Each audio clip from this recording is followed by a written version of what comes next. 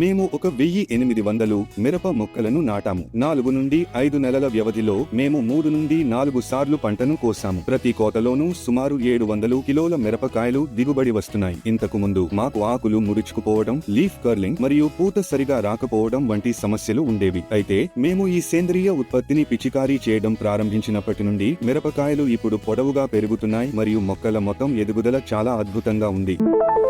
నా పేరు మహాదేవస్వామి. నాకు మొత్తం 4 ఎకరాల భూమి ఉంది. ఈ భూమిలో మేము ఉల్లిపాయలు, మిరపకాయలు మరియు అరటిని అంతర పంటలుగా పండిస్తాం. ఆ 4 ఎకరాల్లో 3 ఎకరాలు మిరప సాగు కోసం కేటాయించాం. మేము ఒక 1800 మిరప మొక్కలను నాటాం. మొక్కలు నాటి ఇప్పటికీ 4 నుండి 5 నెలలు అయ్యింది. ఈ 5 నెలల వ్యవధిలో మేము 3 నుండి 4 సార్లు పంట కోతను పూర్తి చేశాం. ప్రతి కోతలోనూ సుమారు 700 కిలోల మిరపకాయలు దిగుబడి వస్తున్నాయి. గతంలో మా మిరప మొక్కలు ఆకులు ముడుచుకుపోయే సమస్యతో బాధపడేవి.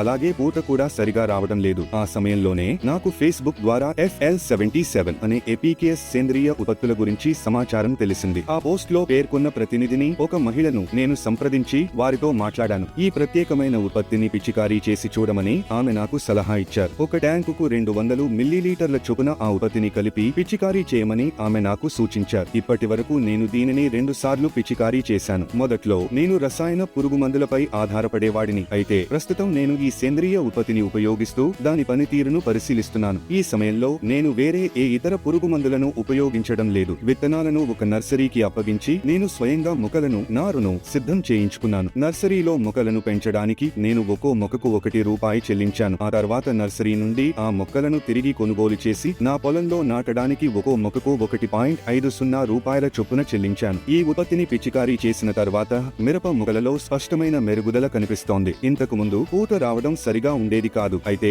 మొక్కలు ఇప్పుడు బాగా కాయలు కాస్తున్నాయి, బలంగా పెరుగుతున్నాయి. ఇవి పొడవైన కాయలను మరియు చిక్కటి కొత్త చిగుళ్లను చిగురిస్తున్నాయి. ఈ ఉత్పత్తిని వాడినప్పటి నుండి నేను ఇంకా పంటను కోయలేదు, కానీ ప్రస్తుతం కాయల ఎదుగుదల అత్యద్భుతంగా ఉంది. అంతేకాకుండా నేను ఈ పంటను మరో 4 నుండి 5 నెలల పాటు నిరంతరాయంగా కొనసాగించాలని యోచిస్తున్నాను.